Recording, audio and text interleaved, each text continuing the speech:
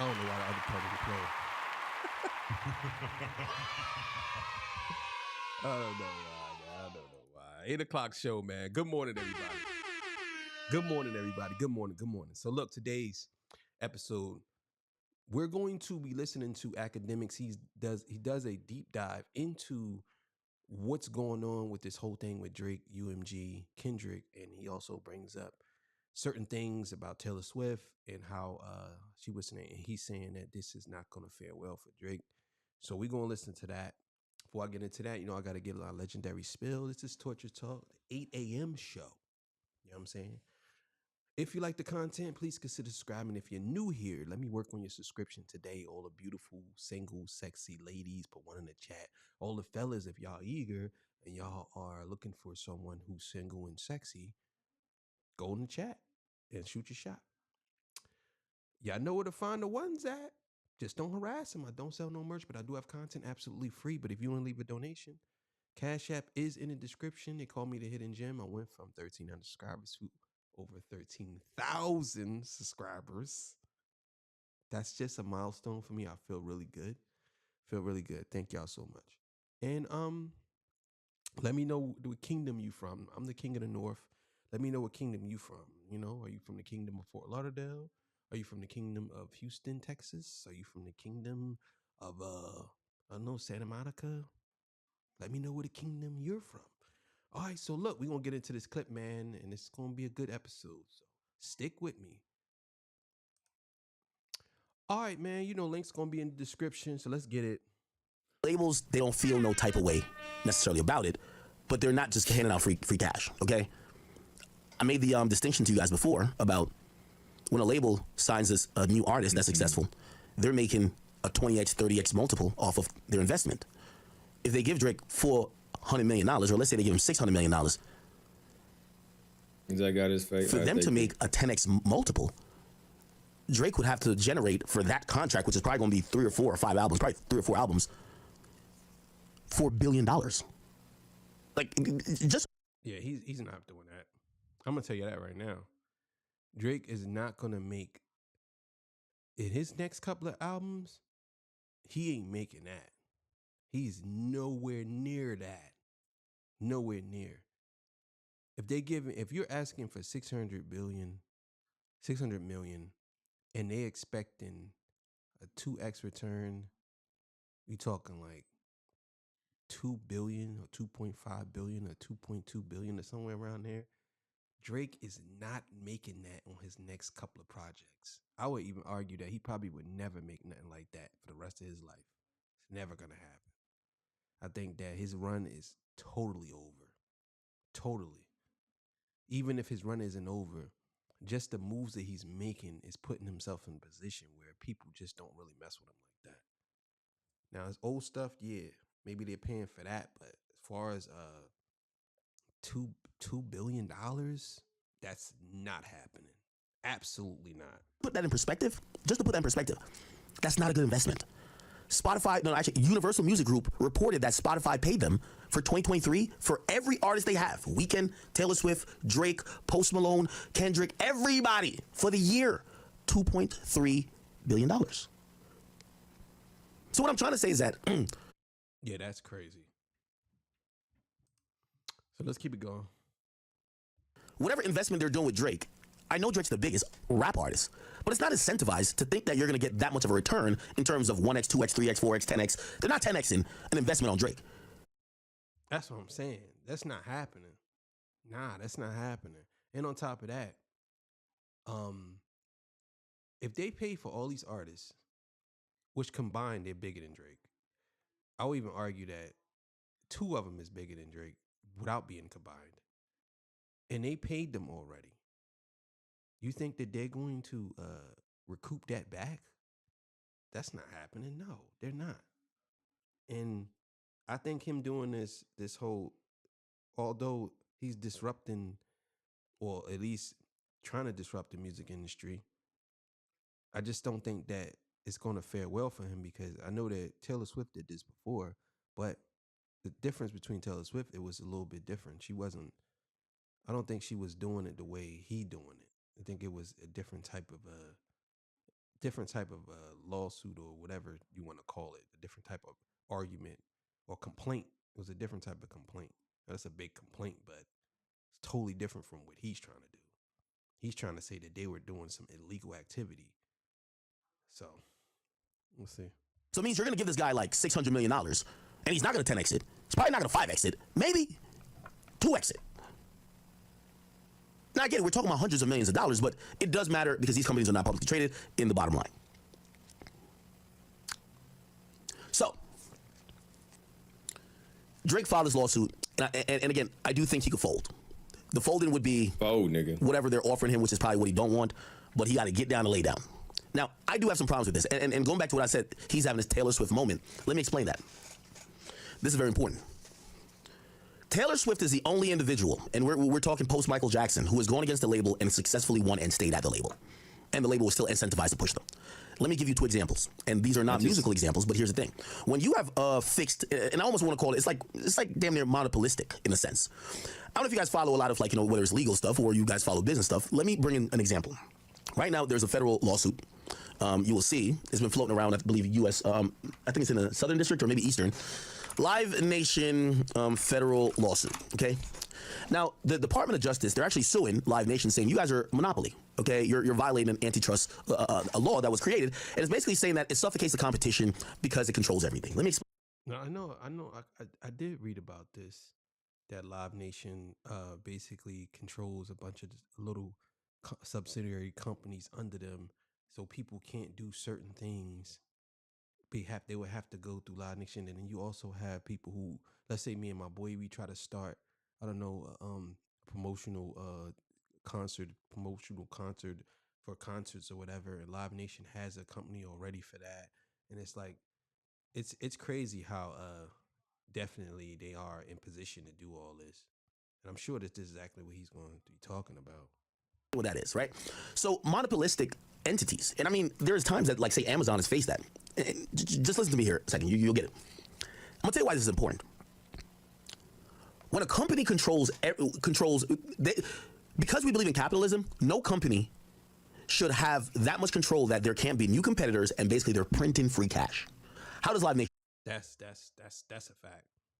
I know a lot of y'all hate the fact that we live in a capitalistic country, but I'm telling y'all now, if we lived in a dictatorship or a socialist country, y'all would hate it. But that's absolutely right. It might. I mean, I know people say. I know Kendrick said capitalist, composing as compassionist. Like, no, well, I know people saying, nah, I hate capitalism. Yeah, that's what you say until you're the one on top. Then you don't hate capitalism anymore.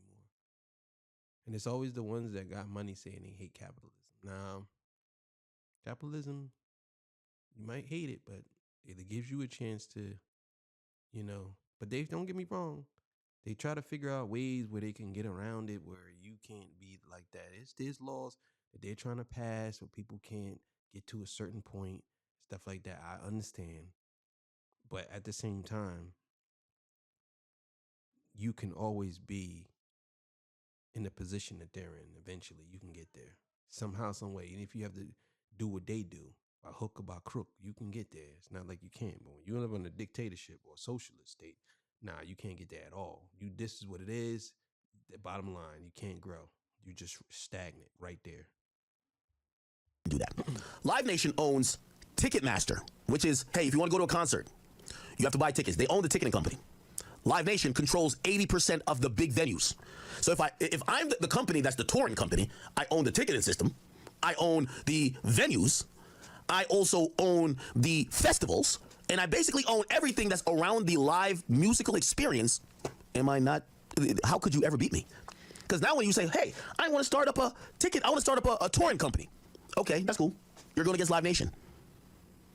Once I think you're about to like level up, like, by the way, they've been doing this to AG touring, who did stuff with Moneybagg Yo, who did stuff with Rod Wave, Lil Baby, and even Sexy Red. Here's the thing, and I know I'm getting deep into the woods here.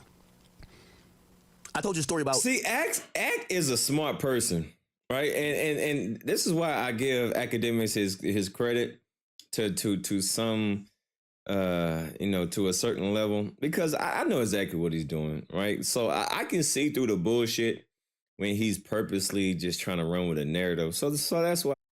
I agree with that. Obviously, you have to admit the academics is pretty smart. I just think that he's lack sometimes he lacks common sense. Well, you know what? I take that back. I don't think he lacks common sense. I think sometimes he has selective hearing and he does things on purpose just so he can you know, engage with his fans. Like certain things I don't take serious about what he says, and other things I take serious. But he's definitely a smart guy. You can't sit here and say that he's not. I'm just here just to balance out his bullshit. Like, academics is actually a smart person. I will give him that. But I can tell when he's full of shit. I can tell when he's full of shit. And I'm just here just to, point out those full of shit moments.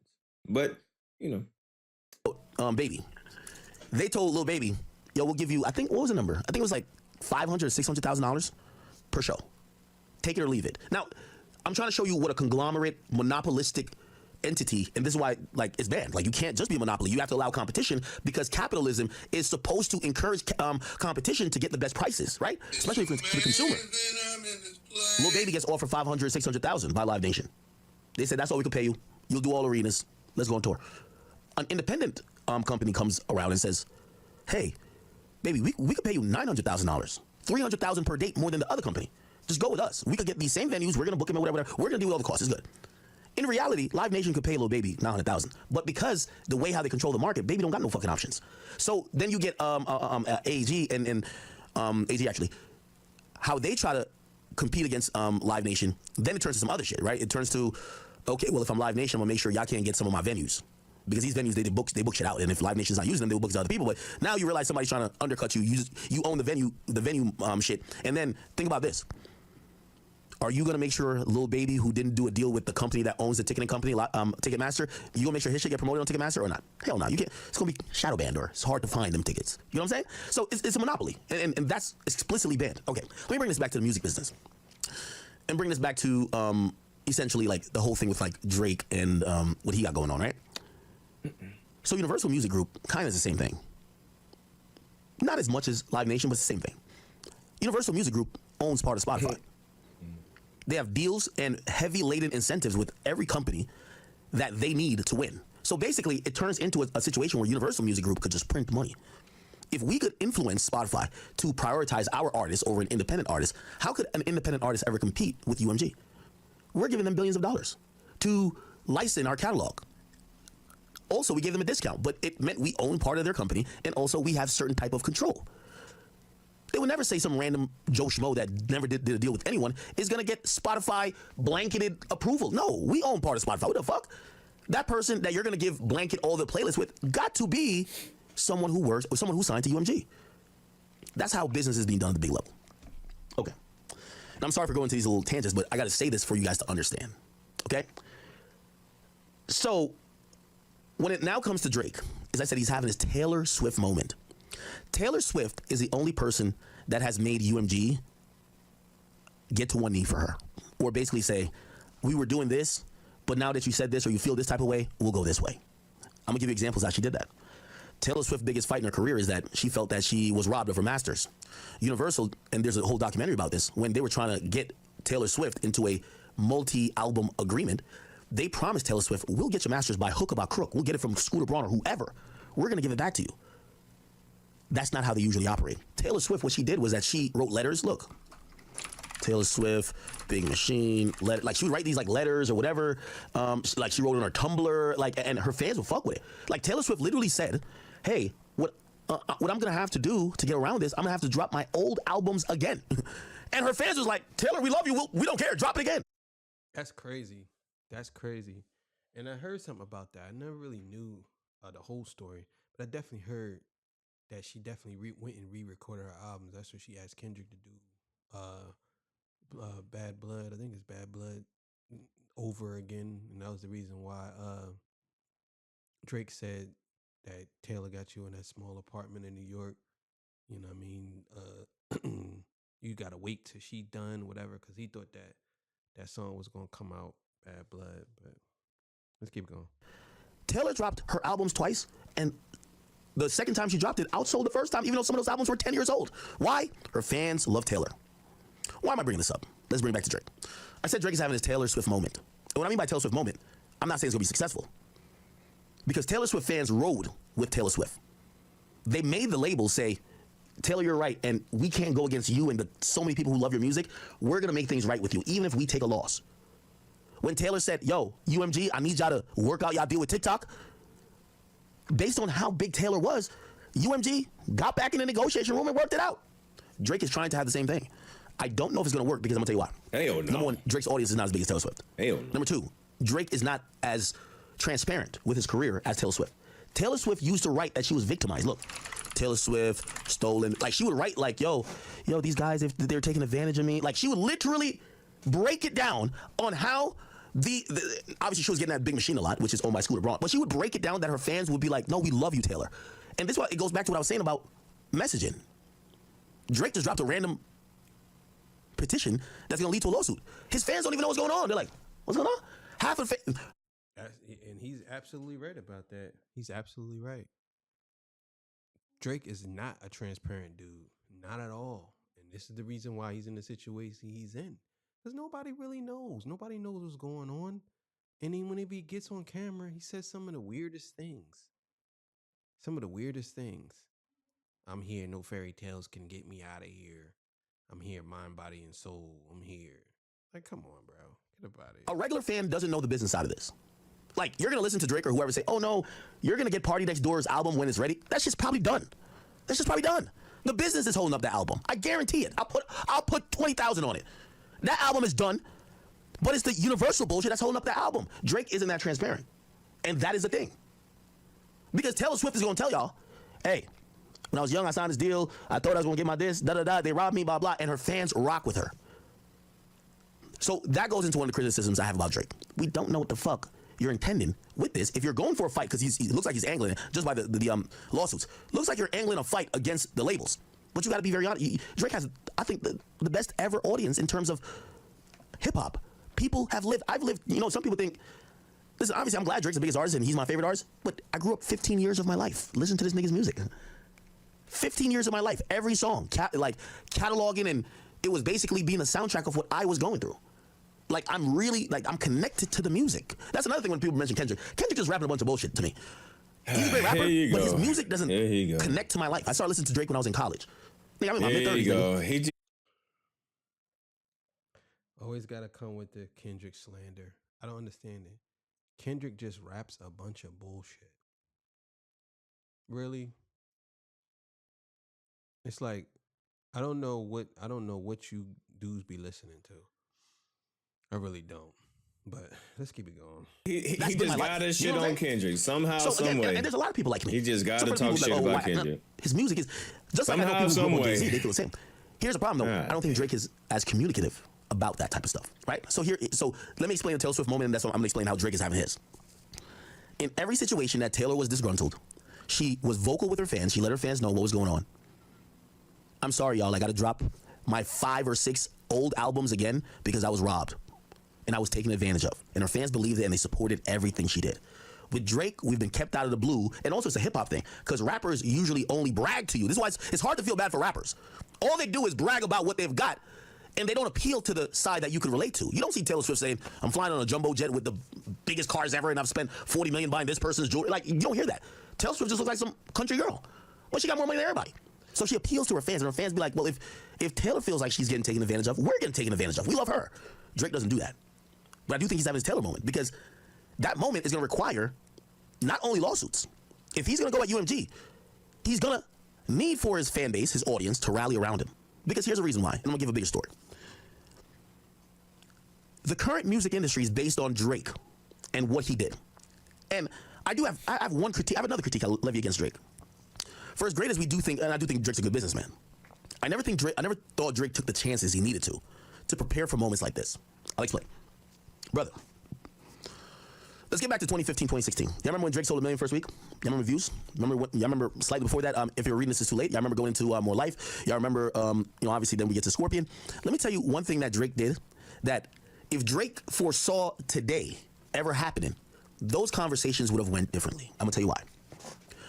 When Drake sat and took a $20 million deal from Apple Music to release his album 1 week before, he rapped about it. I forgot what song. I think, was it Charged Up? Drake, 20 million, Apple Music. He rapped about something, right? And I think it came with the 1 week exclusive that he did a radio show, whatever it was, right? Yeah, Apple Music pays Drake 20 million for the new album. Now, what we're gonna have to realize, and this is as great, listen, it's my favorite rapper. But I understand why I'm also the biggest and the best when it comes to this media shit, because I'm gonna have to give it up how I gotta give it up. Here's the reality of it, right? So it says, Apple, so a report from His Daily Double back in the day said that Apple Music gave Drake 20 million to create views and give it to them for a week, right? A week. Now, it was exclusive to them. Let me explain how that was short-sighted, and that probably helped put Drake in the position he. But I think the reason why that happened, they gave him, because I believe Jay-Z did that with Samsung when he did the, I believe it was it Magna Carta Holy Grail? Was it that one? It wasn't 444. It was, I believe it was Magna Carta Holy Grail, where you basically only can get that on when you bought the Samsung phone. And people had got it before that, but I'm guessing that, I don't know if the album came out before Jay-Z. I don't know if that actually happened before Jay, but I do know that they both did that before. Now, I'm not saying that Drake didn't do that. He did it first, and I can't remember who did it first, but I do remember Jay-Z doing something like that as well. He was. Remember I told you why recently I said, I'm not interested no more too much in deals, because I've seen how all this shit goes. When these labels are offering you a big bag, it's because they're getting a big return. I'll give you 2 examples. I'll even give you the example I'm a part of. Partly, I understand why Joe Budden was wilding out at Spotify, but that's not the way to go if you ask me. You got negotiated in there. When he was like, they gave me, who knows, whatever money they gave him, Spotify initially. But he felt like he was underpaid and they wouldn't pay him what they needed to for this subsequent contract that he probably requested or they were negotiating. I don't know if they did. I knew it when it came to even me with Spotify, right? By the way, everything also it bores true later. You know, I always said that my biggest success with Spotify, I took my first year's paycheck, I threw it all into Spotify stock. I took what they paid me, I bought all Spotify stock. The stock at the time was like 200 and something. During the pandemic, it fell to like 110, 115. That stock now is worth $450. So if you think about it, if I say they pay me $1 million, right? Let's say they pay me that. If I put $1 million in and I never sold, which by the way I did sell, that $1 million 3 years ago, if I waited 4 years after till now, would be worth $4 million. So it's like they paid me $4 million. So whatever you think they paid me the first year, times it by 4, right? That's would have been the real gain of this. I'm gonna tell you why I'm telling you that information. Because what Drake is now doing, I think is gonna be a little bit, it's gonna fall slightly short and he's gonna maybe try to do what a lot of people do in terms of, hey, I helped build this. Because here's the thing, when Drake got 20 million from Apple Music and Spotify were in a war to the death on who could gain more subscribers to their streaming platform for music. They were doing anything. And they realized the quickest way to get more people to subscribe to Apple Music, which was $10 a month, was to show that certain artists, especially the biggest artists, were only gonna drop their music on their platform. And maybe not for the whole time, but exclusively. So I'm pretty sure when Drake took that $20 million, he said, damn, it's $20 million, this is free cash. It's perfect.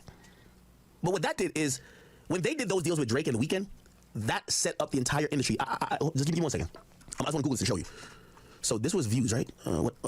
So views was 2016, right? 2016. Let's look at this. Apple Music subscribers, 2016. I just want to show you something. So in 2016, right? In 2016, they touted that, I want to show you this, right? Them and Apple, they were trying to compete with Apple, right? Not Apple, I mean on Spotify.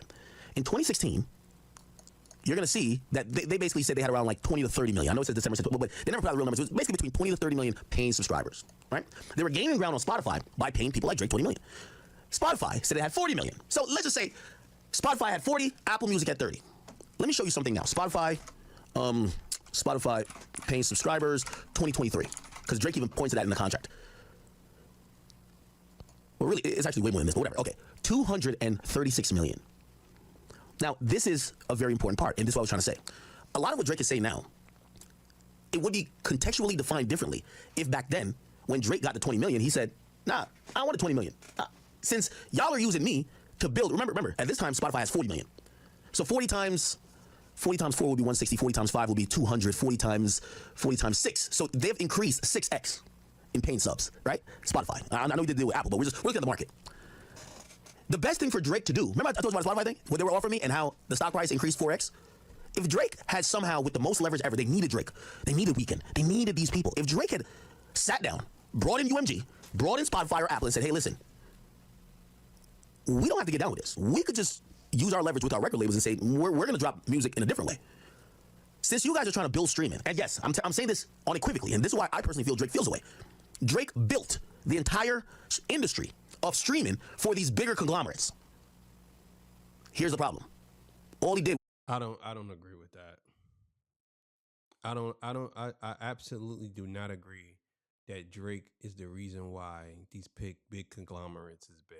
I do not believe that. Maybe they used him, but for you to say that he built all of them, there are other artists who have just as many subscribers or paid listeners or even more streams than him. I don't understand how you can say that streaming was I'm not going to say streaming was extremely big, but just because he exclusively gave his album to Apple views, you're trying to say that because of him, the whole music industry is up to streaming. He built streaming, Drake. Come on, man. I would say he was a part of it, but there are other artists that played a significant role in that. You cannot sit here and tell me that you really believe that Drake was the sole reason why. You could say he's one of the reasons, but come on, bro.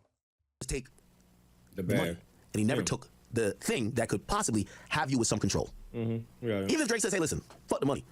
Just give me. All right, basically, he took the fast money instead of the long money.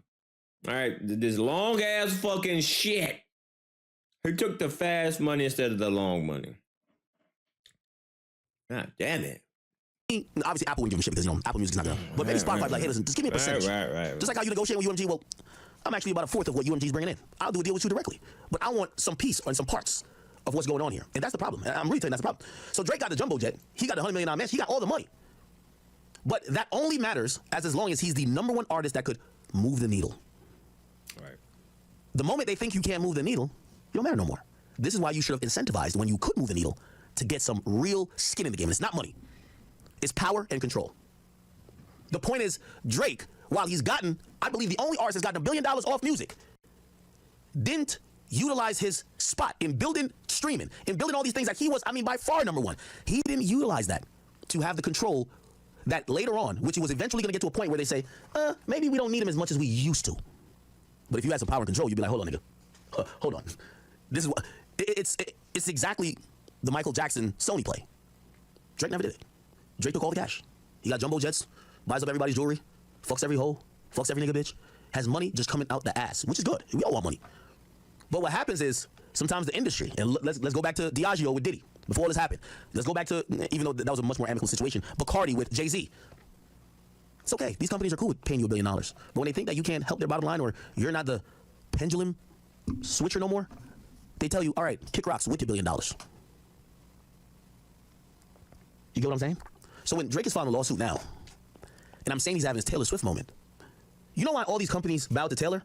They know if Taylor says right now, I promise you, if Taylor says right now, I feel like Universal is robbing me, this stream is, yo, she had them reevaluate the price of a stream.